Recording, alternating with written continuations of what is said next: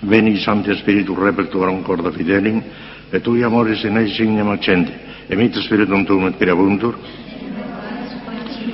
Almodevski Corda Fidelium Sancti Spiritus illustrazione de Coisti, donavis in eodem Spiritus recta sapere, ed eius sempre consolazione caudere, per Christum Dominum nostrum. Ave Maria, gratia plena, Dominus tecum, benedicta tu in mulieribus, et benedictus fructus ventris tui, Iesus. Santa Maria, Mater Dei, ora pro nobis peccatoribus, nunc et in hora mortis nostre. Amen. Gloria al Padre, al Hijo y al Espíritu Santo. Como era en el principio, ahora y siempre, y por los siglos de los siglos. Amén. Reina del Santísimo Rosario, Ruega por nosotros. San José, Ruega por nosotros. Santo Padre Domingo, Ruega por nosotros. Santa Catalina de Siena, Ruega por nosotros. Santa Teresa de Jesús. Ruega por nosotros. Bueno, ayer les hablé de la teología del Verbo Divino, tal como está en el seno del Padre, como si no se hubiese encarnado. No hablé para nada del Verbo encarnado. Hoy les voy a hablar del mismo Verbo, pero ya encarnado. Y es el tratado más sublime y más hermoso de toda la teología. A mí me llenó de entusiasmo cuando lo estudié por primera vez. Y dedicamos un año entero al tratado del Verbo encarnado, claro. A ver, ¿y de qué manera? En 3/4 de hora, porque en media hora no podré, pero en unos 3/4 de hora a ver si puedo hacer un resumen, como volando en avión a vista de pájaro, el panorama inmenso del Verbo encarnado, que es una teología fantástica, siguiendo punto por punto a Santo Tomás, claro. Nosotros estamos formados por Santo Tomás, que es la doctrina de la Iglesia. La Iglesia ha incorporado y ha hecho suya la doctrina de Santo Tomás. Bueno, verán qué cosa más maravillosa. No se puede comparar con nada de lo que les he dicho. Ya verán. La encarnación del Verbo es el dogma fundamental del cristianismo. La fe católica nos enseña que, llegada a la plenitud de los tiempos anunciada por los profetas, el Verbo de Dios tomó carne por obra del Espíritu Santo en las entrañas purísimas de la Virgen María y se hizo hombre. En Jesucristo suscitan las dos naturalezas, divina y humana, pero bajo una sola hipóstasis o persona, la del Verbo de Dios. La palabra hipóstasis significa persona. Unión hipostática es unión personal. Que solamente la tiene él, ni la Virgen ni nadie. La unión hipostática la tiene solamente Cristo. Que personalmente sea Dios, solamente Cristo. Por eso solamente él tiene unión hipostática. Ni la Virgen ni nadie más. Bueno, en Jesucristo subsisten las dos naturalezas, divina y humana, bajo una sola hipóstasis o persona, la del Verbo de Dios. Por eso Cristo es a la vez, y sin mezcla ni confusión alguna de sus dos naturalezas, Dios y hombre verdadero. Una sola personalidad divina, en dos naturalezas, divina y humana. En esto consiste esencialmente el misterio de la encarnación. Pero verán cuántos detalles vamos a tener ahora. Es imposible en un día, ni en 100 días, ni en todo el curso escolar que hacemos durante un año, pero en fin, alguna cosa hay que decir, y ahora lo vamos a ver como desde un panorama, desde un avión, los puntos fundamentales del tratado del Verbo encarnado. Verán qué cosa más maravillosa, para volverse loco. Mire, Santo Tomás estudia largamente la encarnación del Verbo y sus consecuencias con relación a Cristo en la tercera parte de la Suma Teológica. Toda la tercera parte de la Suma Teológica la dedica al Verbo encarnado. He aquí el índice de las cuestiones fundamentales. Vamos a leer el índice nada más y lo voy a comentar. Cada palabra del índice se la voy a comentar a usted. Y eso es lo que voy a estar esta tarde. Quedarán locas dentro de algo. Si me entienden, que creo que me entenderán. Porque incluso esto es un poco más fácil todavía que lo de ayer. Y lo de ayer me ha dicho algunas que sí, que me entendieron. Bueno, pues espero que hoy también me entenderán. Pero verán ustedes que es una cosa sublime, como ya no se puede decir nada más grande. Ya verán ustedes. Primero, fue convenientísima la encarnación del Verbo. Y en el supuesto de que Dios exigiera una reparación condigna de estricta justicia a la humanidad pecadora, era absolutamente necesario que un Dios hombre tomase a su cargo la colosal empresa. Dios, ya se lo dijo a ustedes el otro día, hubiera podido decirles a Adán y Eva, poneros de rodillas y pedirme perdón. Y les hubiera podido perdonar así, sin más. Si hubiera querido, hubiera podido hacerlo así, pero no quiso. Por razones de su altísima, de su infinita sabiduría, exigió una reparación de justicia, tanto cuanto. Y como resulta que el tránsito entre nosotros y Dios es infinito, como la ofensa con relación a la infinita distancia de Dios es infinita, toda la humanidad había ahí por hacer, millones de humanidades jamás hubieran podido compensar eso de ninguna manera. De manera que si Dios quería exigir una justificación de justicia, no tenía más remedio que encarnarse. Hacerlo él, hacerse hombre y Dios al mismo tiempo, y como Dios tenía ya una potencia infinita, ofrecer una reparación infinita. Entonces, si no, superabundante. porque la ofensa de Adán y Eva y de toda la humanidad es inmensa, inmensa, inmensa, pero no es infinita en sí misma, sino por razón de la distancia infinita que hay con nosotros Dios. Y Cristo la superó no solamente por la distancia infinita, sino porque su mérito estaba por encima de eso, aunque no hubiera distancia infinita. ¿Para que es maravilloso eso? Esperen, verán. Segundo, el motivo de la encarnación fue la redención del hombre. Esto es asombroso. Lo más asombroso que Dios ha hecho. Ya se lo dije el otro día. Recuerden, porque a veces digo unas cosas y nos olvidamos enseguida. Aquella novela absolutamente ridícula, fantástica, inverosímil, de aquel emperador que resulta que uno de sus súbditos comete un crimen. Y resulta que no quería firmar la sentencia de muerte y se presenta a su hijo, el príncipe heredero, y dice: yo tengo una solución. Han dicho los magistrados que si hay una persona que se ofrezca por aquel, pues le podrán en libertad. El emperador se echa a reír. ¿Y quién habrá que se ofrezca por él? ¡Yo! El príncipe heredero. Y termina la novela absurda, que no ha sido escrita ni será escrita jamás, porque hace falta estar loco para escribir una novela así. Termina la novela diciendo que el emperador aceptó el ofrecimiento del príncipe heredero, fue ajusticiado al príncipe heredero y Barrabás el criminal a la calle. El dogma número 1 de la vida cristiana. Si no creemos eso, hemos dejado de ser católicos. La iglesia es asombroso esto. Asombroso, lo más grande que Dios ha hecho. No se puede comparar nada con esto. Entregar al hijo verdadero, al príncipe heredero, para Satanás, por Barrabás, que soy yo y que son todos ustedes. Eso es increíble, y lo ha hecho Dios. Si pusiéramos en duda esto, a sabiendas, a lo mejor eso no fue así, y pusiéramos en duda esto a sabiendas, hemos perdido la fe. Es el número 1, el dogma número 1 de nuestra fe cristiana. Una cosa absurda, incomprensible, dogma número 1. Asombroso. El motivo de la encarnación fue la redención redentora del hombre. Asombroso. Que per els hombres y per els en salud en el centro de centis. Es un dogma de fe, está en el credo. Que por nosotros los hombres y para nuestra salvación descendió del cielo. Está en el dogma, está en el credo. Tercero, la encarnación consiste esencialmente en la unión sustancial e indisoluble de la naturaleza divina y de la naturaleza humana en una sola persona divina, la segunda de la Santísima Trinidad, conservando cada naturaleza todas sus propiedades. El Verbo conservó todas sus propiedades, la naturaleza humana todas sus propiedades, pero unidas indisolublemente en una unión hipostática, personal. Esperen, ahora ven lo que va a venir. Aunque hubiera podido, dice Santo Tomás, aunque hubiera podido encarnarse cualquiera de las tres personas divinas, no era preciso que fuese el Hijo, cualquiera de las tres personas divinas, o dos de ellas, o las tres. Fue conveniente que se encarnara únicamente la persona del Hijo, con preferencia a la del Padre y del Espíritu Santo. Y lo explica Santo Tomás de una manera maravillosa, pero es tan largo que no puedo explicarlo. Pero sepan que hubiera podido encarnarse dos personas, hubieran podido encarnarse tres, y llega Santo Tomás a decir: ¿y podría el Verbo de Dios o una persona divina encarnarse en todos los hombres del mundo? En toda la... Y yo que sí. Y la razón que da es clarísima. Como resulta que la divinidad es infinita, y todas las humanidades habidas por haber que se asuma él, que las leve a la unión hipostática, no la agotarán jamás, porque es infinita, ya podrían unirse hipostáticamente con todos los hombres del mundo y con todas las mujeres del mundo. No pasaría nada, se quedaría tan tranquilo que no experimentaría el menor cambio. El Verbo, al encarnarse, no experimentó el menor cambio, en absoluto. Continuó como estaba, en el seno del Padre. Todo el cambio, como ahora verán, fue la naturaleza humana, que fue creada de la nada y fue asumida y levantada a la unión hipostática. Ahí hubo un cambio tremendo, pero en el Verbo no. Iba a decir que ni se enteró. Sí se enteró, pero nada más. Se enteró, pero nada más. No hizo absolutamente nada. No hay absolutamente ningún cambio entre el Verbo divino, tal como está en el seno del Padre, y el Verbo encarnado. Absolutamente ninguno.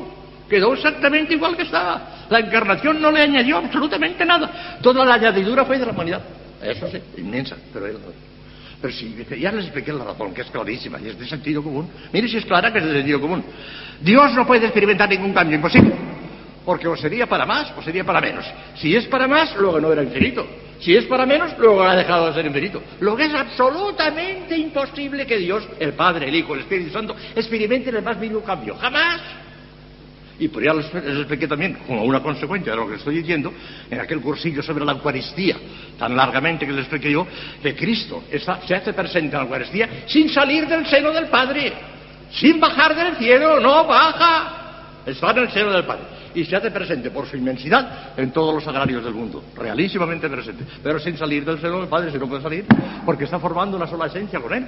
Es imposible arrancar una persona del Santísima Trinidad de las otras dos, no es posible, y por eso en la Eucaristía está también el Padre y el Espíritu Santo, claro, son inseparables, no puede ser una sola esencia. Cristo no sale del cielo cuando baja a la Eucaristía, en absoluto, y se hace presente en todos los sagrarios del mundo sin verse. Y cuando los sacerdotes, se lo he dicho muchas veces también, cuando hacemos la bendición con el Santísimo, Cristo no sube ni baja ni a la derecha ni a la izquierda, se mueven las especies sacramentales, pero Cristo está quietecito en el seno del Padre, no se mueve para nada. ¡Qué maravilla! Tiene que ser así, de sentido común, no hace falta ni siquiera ser teólogo, sentido común. Dios no puede experimentar el menor cambio. Y en esto están de acuerdo todos los teólogos del mundo, no solamente Santo Tomás, si es de sentido común, puede ser. No experimenta ningún cambio. Fue convenientísimo que se encarnara únicamente la persona del Hijo, con preferencia a la del Padre o a la del Espíritu Santo. Ya les digo que eso lo explica Santo Tomás de una manera maravillosa. Pero quizás se lo diré a ustedes de una manera muy gráfica, que les impresionará un poquito. Parece que Dios se abrió por la mitad y dejó caer lo mejor de Dios, el verbo. Se abrió por la mitad, por decirlo así. No es así, pero es un símbolo. Se abrió por la mitad, que es la segunda persona de la Santísima Trinidad. Una maravilla. La expresión el verbo se hizo carne significa que asumió y se apropió nuestra naturaleza humana concreta, individual, tal como se encuentran los descendientes del primer hombre después del pecado, pero para incorporarla a la persona divina. Ahí está el cambio inmenso. Creó de la nada la naturaleza humana en el seno virginal de María, criatura, porque Jesús en cuanto hombre es la criatura, la más perfecta, pero criatura salida de la nada y engendrada en el seno virginal de María.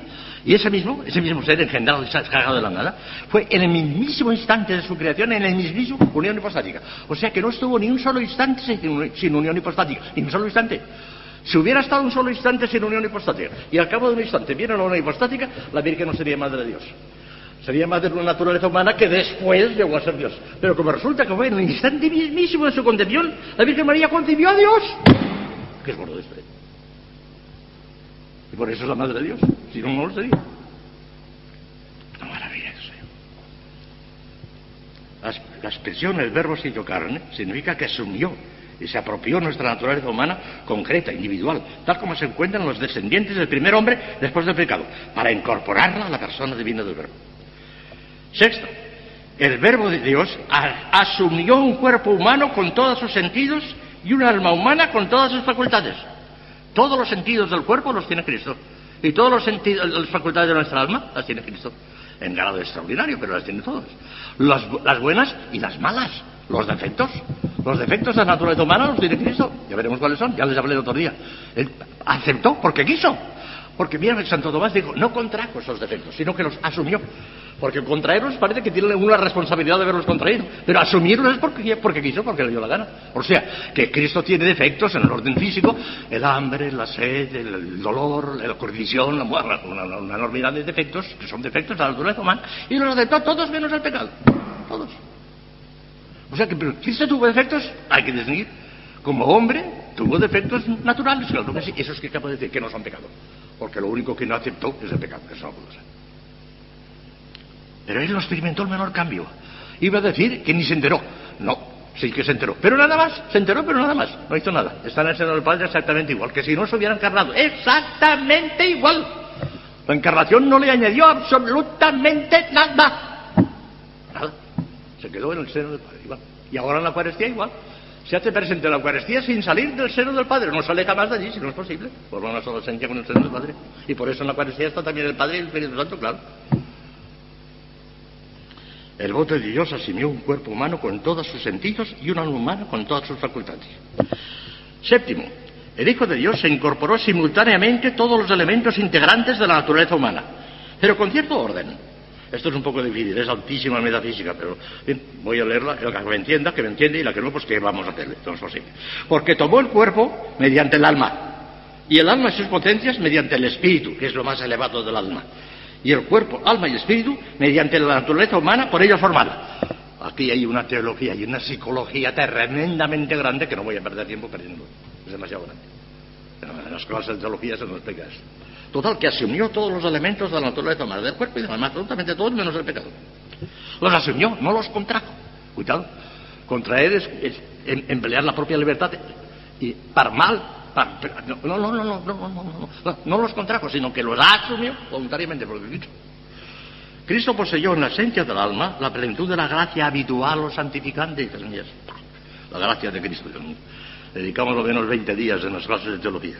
Cristo poseyó en la esencia del alma la plenitud de la gracia habitual o santificante, y en sus potencias todas las virtudes infusas, excepto la fe y la esperanza, que eran incompatibles con la visión beatífica y la posesión de la divina esencia que ya tenía en este mundo. Y tenía también los dones del Espíritu Santo con sus gracias carismáticas. Todos los carismas de orden sobrenatural y de orden preternatural los tenía absolutamente todos. La gracia habitual de Cristo es infinita hasta cierto punto, como ya les expliqué y volveré a insistir ahora. La gracia habitual de Cristo es infinita, de suerte que no pudo aumentar. Cristo no le aumentó la gracia, ¿no? En la Virgen aumentó de una manera tremenda. Desde el instante mismo de su concepción empezó a crecer, pero en Cristo no creció, la gracia de Cristo no creció. En el momento de morir en la cruz tenía la mismísima gracia que tuvo en el instante de la concepción en el seno de María, no creció. ¿Por qué? Porque es infinita. Infinita se llama infinita y quiere decir que era tan inmensa, tan plena, que ya no cabe pensar en una cosa más grande, la tenía en toda su plenitud. Pero infinita no. Porque la gracia es una participación de la naturaleza divina, y una participación no puede ser nunca infinita, imposible. ¿Ven ustedes? Lo que pasa es que la tenía en una plenitud tan enorme que se suele decir que tenía la gracia infinita. O sea, que no es concebible una gracia mayor que la de Cristo. En este sentido se puede llamar infinita, pero con esta advertencia que les acabo de hacer ahora. La gracia habitual de Cristo es infinita, de suerte que no puede aumentar en este sentido. Y se relaciona con la gracia de unión como efecto suyo proporcional a ella. La gracia de Cristo es un efecto de la unión hipostática y es proporcional a ella. Un efecto que produce la unión hipostática y proporcional a ella. Enorme. 9. La gracia habitual que santifica el alma de Cristo y la gracia capital como cabeza de la Iglesia. Cristo es la cabeza de la Iglesia y nosotros somos los miembros. La gracia habitual que santifica el alma de Cristo y la gracia capital como cabeza de la Iglesia son esencialmente la mismísima gracia, pero reciben nombres distintos por la doble función que desempeñan. En cuanto perfecciona la naturaleza humana del Hijo de Dios, se llama gracia habitual o personal de Cristo. Y en cuanto se comunica a los que de Él dependen, recibe el nombre de gracia capital. Entonces la gracia de Cristo es capital, cabeza nuestra. Pero la mismísima gracia que tiene dentro de su corazón divino, la tenemos nosotros también. Él como cabeza, nosotros como miembro. Por eso su gracia es gracia capital, y la nuestra es gracia redimida de Cristo, gracia Christi, pero es la mismísima. Exacto. Para volverse loco y al mío si lo pensáramos bien. 10. Por su gracia capital, esto es de la que acabo de hablar, Jesucristo es cabeza de todos los hombres, principalísimamente de los que están en gracia, claro, pero también de los mismos pecadores, de los herejes y paganos, pues mientras vivan en este mundo, tienen capacidad para ser miembros suyos por el bautismo y la caridad. O sea que de una manera ya actual, es nuestra cabeza los que estamos en gracia de Dios por su misericordia. Y de una manera potencial, en cuanto que pueden llegar a ser miembros de Cristo, de los paganos, de todos los hombres del mundo. Paganos, pecadores, de todos. Cabeza capital, Cristo. Esta capitalidad se extiende a las almas del purgatorio. Es cabeza capital de las almas del purgatorio Jesucristo. Porque la Iglesia de Cristo tiene 3 estadios, como ustedes saben. El militante, que es este mundo, el purgante, que es el purgatorio, y el triunfante, que es el del cielo. Pero no es una sola Iglesia. Porque es que es gracia capital en los 3 estados. También en el purgatorio, Cristo tiene la gracia capital sobre las almas del purgatorio. Y de los bienaventurados del cielo, claro, ya se lo acabo de decir ahora. Y de los mismos ángeles, natural. Están 1000 veces por encima de los ángeles, la gracia capital de ellos. Lo que pasa es que ahí hay que hacer una distinción, Obviamente la gracia de los ángeles es gracia Dei, no gracia Christi, porque ellos no han sido redimidos por Cristo. Pero como Cristo es Dios, aunque tengan gracia Dei, y a Cristo está por encima de ellos por la gracia Dei. Aunque no sea gracia Christi, es gracia Dei, y por consiguiente está por encima de los ángeles también. Y es cabeza de los ángeles, aunque en sentido distinto de nosotros.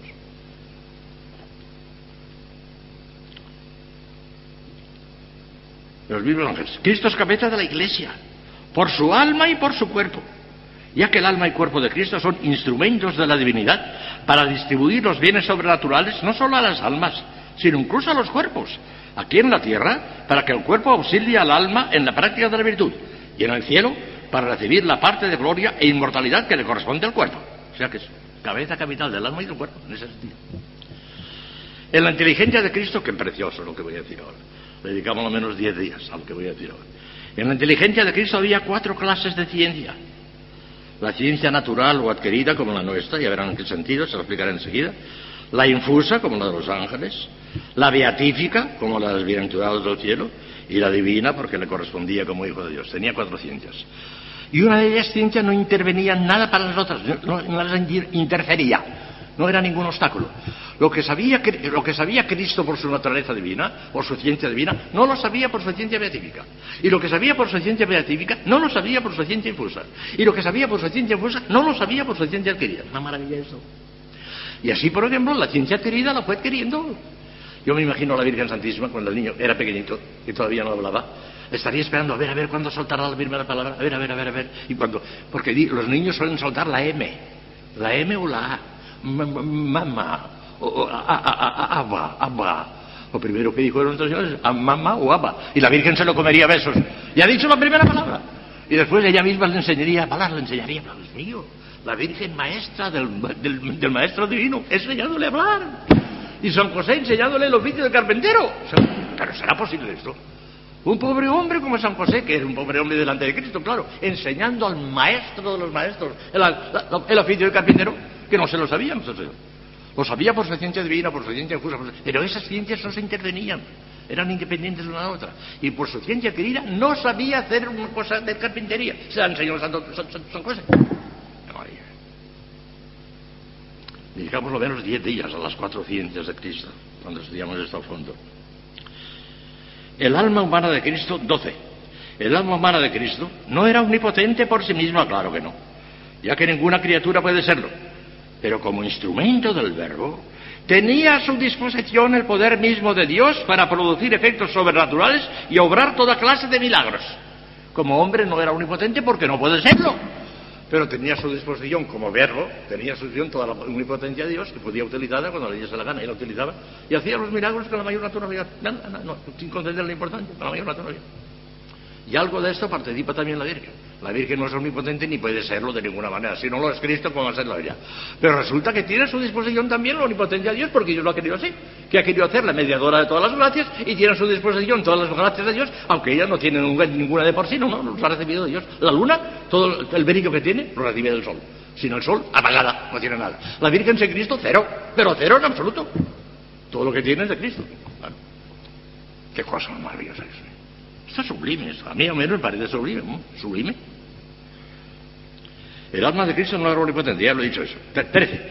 El Verbo de Dios asumió voluntariamente, al encarnarse, los defectos inherentes a la naturaleza humana caída. Debilidad, dolor, hambre, sed, muerte. Lo asumió porque le dio la realísima gana. Pero no los contrajo porque él tuviera la culpa de contraerlos, no de ninguna manera. Los asumió porque quiso, pero los asumió. Excepto el pecado, todas las debilidades y todas las flaquezas del hombre, en cuanto hombre, los asumió todas, porque quiso, ya está. A excepción del pecado. Y de todo cuando dice relación con él. Por ejemplo, la inclinación al mal, la ignorancia, eso no lo asumió. La inclinación al mal procede del pecado. La ignorancia es castigo del pecado, eso no lo aceptó. Por su ciencia divina tenía toda la ciencia divina por ver. Pero por su ciencia adquirida fue adquiriéndola poco a poco porque quiso. Y poco a poco fue adquiriendo las cosas como las vamos adquiriendo nosotros, aprendiéndolas de San José. Ya está. Qué maravilla. En Cristo, el Verbo encarnado se da la llamada comunicación de idiomas. Esto es sublime, pero de una altura tremenda que voy a leerlo y no les explicaré porque perdería a lo menos un cuarto de hora y no puedo perderlo. Dices, en Cristo, Verbo encarnado, se da la llamada comunicación de idiomas, en virtud de la cual lo que se dice personalmente, ahí está la clave, lo que se dice personalmente de Cristo puede decirse indistintamente de cualquiera de las dos naturalezas, ya que las dos están unidas en la persona única del Verbo. Por ejemplo, puede decirse, en Cristo Dios es hombre y el hombre es Dios. Se puede decir eso, exacto. Pero fíjese bien, de una manera abstracta, no de una manera concreta, si de una manera abstracta ya no se puede emplear así igual. Esto es dificilísimo, pero es clarísimo para que lo sepa entender. Lo voy a leer y no perderé tiempo, porque no quiero perder tiempo. Dice, en cambio, no podemos atribuir a la divinidad en abstracto. No podemos atribuir a la divinidad en abstracto los predicados de la humanidad, ni a esta los de aquella, porque en la persona del Hijo de Dios encarnado permanecen inconfusas las dos naturalezas, conservando cada una sus propiedades. Y así, por ejemplo, sería completamente falso decir, la humanidad de Cristo es eterna. Mentira. La humanidad de Cristo no es eterna, nació en el seno de la Virgen María. Y también sería falso decir, su divinidad nació en Belén. Mentira. En Belén nació la humanidad, pero no la divinidad. Ven como en abstracto no se puede decir, pero en concreto sí. Esto es muy difícil y si no me han entendido, pues bendito sea Dios y bendito sea San Roque, pero no tengo tiempo para... Claro, hombre, no puedo perder más tiempo ya. 15. Cristo es un solo ser, una sola persona. Pero en él hay dos voluntades, divina y humana, en perfecta subordinación de esta a aquella. Y gozó del más perfecto albedrío. Fue libérrimo, tenía la libertad en grado máximo, libérrimo, aunque en íntima identificación con la voluntad de su Padre Celestial. Y sin embargo, libérrimo. Su Padre Celestial le dio, así hablamos, no sé si será correcto, le dio el precepto de redimir al mundo por la cruz. Y él era libérrimo para aceptarlo o no aceptarlo, y lo aceptó libremente. De manera que aunque parece que era súbdito en ese momento, que tenía que aceptar la voluntad del Padre, era libérrimo, lo aceptó porque quiso. Él ya sabía que la voluntad del Padre y él estaban identificadas en la esencia divina, por lo siguiente no había contradicción. Pero tenía dos voluntades, una voluntad humana y otra voluntad divina. Y tenía dos inteligencias, una inteligencia humana, como nosotros, y una inteligencia divina como verbo. Y esa inteligencia tenía esos matices que hemos dicho antes, 4, divina, beatífica, infusa y adquirida. Cristo es un solo ser, una sola persona, pero en él hay dos voluntades, divina y humana, en perfecta subordinación de esta a aquella. Y gozó del más perfecto albedrío, aunque en íntima identificación con la voluntad del Padre Celestial. 16. Las operaciones de Cristo son teándricas. Qué bonito esto, qué bonito esto. La palabra teándrico, de teo, andros, Dios, hombre, teandros es Dios, hombre, las dos cosas a la vez, son teándricas. Todas las acciones de Cristo son teándricas, de Dios, hombre, las dos cosas a la vez. Las operaciones de Cristo son teándricas, o sea, propias de un Dios hombre, y por eso son infinitamente meritorias. Una palabra, una simple sonrisa de Cristo, tenía un valor infinito y eran suficientísimas para redimir millones de mundos que hubieran querido. Porque todo tiene un valor infinito, la palabra, la sonrisa, valor infinito. ¿Y por qué quiso subir a la cruz? Asombroso. Es la única respuesta que tenemos a eso. Asombroso. La única palabra. No sé. Las operaciones de Cristo son teándricas. 17. El Verbo encarnado estuvo en cuanto hombre sujeto al Padre con la más filial obediencia. Oró al Padre por sí mismo y por nosotros. Y fue escuchado siempre que pidió alguna cosa con voluntad deliberada y firme. Cuando lo pidió con una voluntad deliberada y firme, el Padre lo escuchó siempre. Se presenta ante el sepulcro de Lázaro, por ejemplo, y levanta sus ojos al cielo y dice: Padre mío, te doy gracias porque siempre me has escuchado. Ya sabía que me escucharías, pero para que esta pobre gente comprenda que tú me has enviado. ¡Lázaro, sal fuera! Y dio la orden. Y el muerto que resucitó. El Padre la escucha siempre. Cuando Cristo tiene una voluntad firme de ti, la escucha siempre. Cuando la tiene condicionada, no. Y precisamente en el huerto de Getsemaní la tenía condicionada. Padre mío, si es posible que pase de mí este cáliz, pero que no sea que mi voluntad sea la tuya. La tenía condicionada, porque si hubiese tenido voluntad firme e inquebrantable, el Padre lo hubiera escuchado. ¡Qué maravilla! El Verbo encarnado estuvo en cuanto hombre sujeto al Padre con la más filial obediencia. Oró al Padre por sí mismo y por nosotros, y fue escuchado siempre que pidió alguna cosa con voluntad deliberada y firme. 18.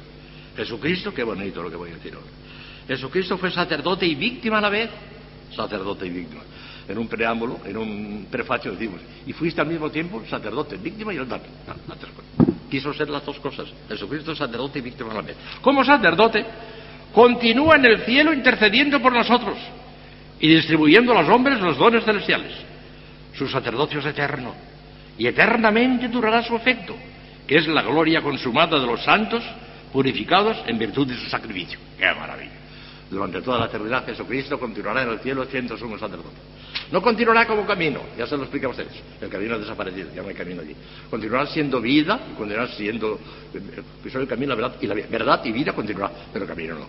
Pero Jesucristo sacerdote continuará en el cielo todavía. Yo me imagino una cosa que no la dice Santo Tomás ni nadie, porque es una imaginación que se me ha ocurrido a mí, pero que en fin podría ser posible, y no sé. A ver, no sé cuántas sorpresas nos esperan en el cielo. Si yo escribiera todo lo que se me ocurre, compatible con los dogmas, escribiría un libro larguísimo de cosas sorprendentes. Mire usted lo que se me ha ocurrido, que podría ser. Yo no digo que sea, porque no lo sabemos. La Escritura no dice nada, ni nada. Pero yo digo: Señor, la Eucaristía terminará con este mundo. En el cielo no habrá Eucaristía. El cura de Ars, cuando recibió el viático por última vez, lloraba. Ya no podré comulgar nunca más. Ya no podré comulgar nunca más.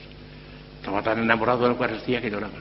Yo pienso que si entre las muchísimas sorpresas que nos esperan en el cielo, que ni el ojo vio, ni el oído oyó, ni el entendimiento humano puede comprenderlas, decía San Pablo que ya la había visto, yo sospecho que podría ser que una de las sorpresas es que para recuerdo eterno del amor inmenso que tuvo nuestro Señor en la tierra con la Eucaristía, en el cielo haya una custodia general colosal, toda de pedrería, una pedrería que, toda la pedrería del mundo, los brillantes, las perlas, es calderilla, la pedrería del cielo, una custodia colosal y una forma consagrada colosal como recuerdo de la Eucaristía cuando estaba en la tierra. Yo creo que si me encuentro eso, pues ya me lo sospechaba, hombre, no me extraña. Sería precioso, el recuerdo de la Eucaristía, una forma, en una custodia monumental de pedrería del cielo, y allí la custodia. Eso no lo dice la Sagrada Escritura, no lo dice nadie, se me ha ocurrido a mí, claro. Pero si me encontrara con esa sorpresa, para mí no sería sorpresa, porque ¿no? Cristo en cuanto hombre, es que detrás de una cosa es otra más grande. Cristo en cuanto hombre fue predestinado para ser hijo de Dios. Y su predestinación es modelo y causa de la nuestra, ya que nuestra predestinación consiste en que seamos por gracia y adopción lo que Cristo es por naturaleza, y que Cristo sea el autor de nuestra glorificación, pues por sus merecimientos hemos de alcanzar la vida eterna. Santo Tomás explica eso largamente, dice que en un mismo decreto, no en dos decretos, uno predestinando a la humanidad de Cristo y otro predestinando a nosotros, no. En el mismísimo decreto en que predestinó a Cristo, cabeza, nos predestinó a todos nosotros en el mismísimo decreto. Y en ese mismísimo decreto nos predestinó para ser hijos de Dios y para alcanzar la gloria eterna. No dos decretos, sino uno solo. Todo depende de Cristo, todo. Y María también. En ese decreto estaba la Virgen también. En Cristo. Fuera de Cristo no hay nada. Ni la Virgen, nada. Fuera. Sin Cristo no hay nada. Qué maravilloso. 20 y 21, no quedan más que dos. Pero son maravillosos como ven ustedes. 20. En virtud de la unión hipostática de las dos naturalezas, en la persona del Verbo, Cristo es adorable con adoración de la tría, la adoración propia de Dios.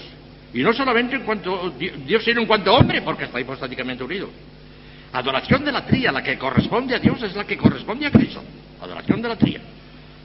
Cristo es adorable con la adoración de la tría. Incluso a través de las imágenes que le representan, de un crucifijo. Y de la Santa Cruz, claro. Y por el Viernes Santo, por ejemplo, desaparece la Eucaristía y sin embargo todo el mundo de rodillas adorando la tría a la cruz, porque representa a Cristo, verbo encarnado, y adoramos con adoración de la tría, la que corresponde a Dios. Luego viene la Virgen. A la Virgen no se la puede adorar con la adoración de la tría, sería una herejía y una blasfemia, porque la Virgen no es Dios, no se la puede adorar con la adoración de la tría. Y hay que tener cuidado de no caer en la mariolatría, eso no puede ser.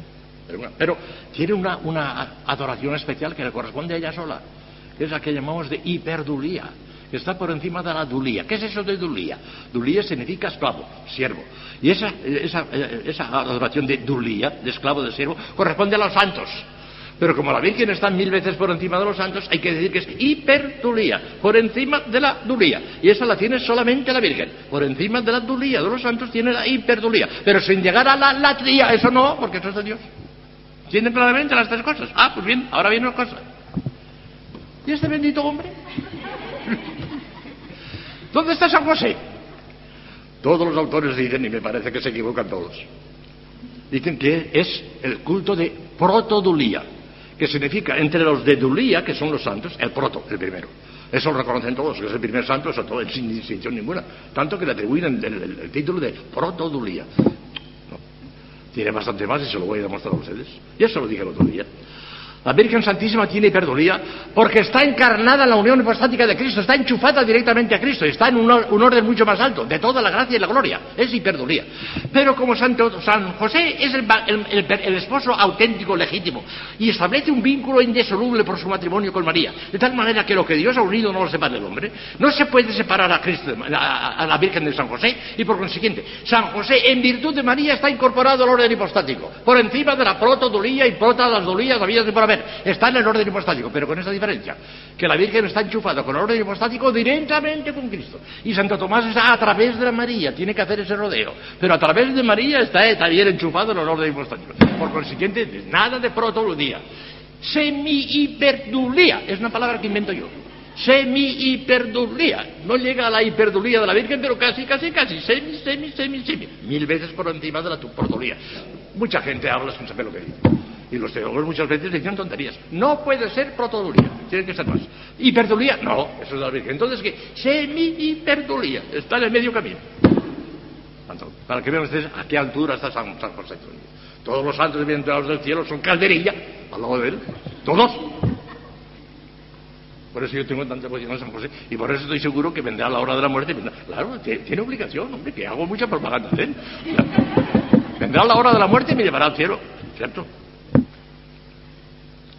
Por cierto, que no sé si debería decirlo, pero en fin, como en honor de San José lo voy a decir.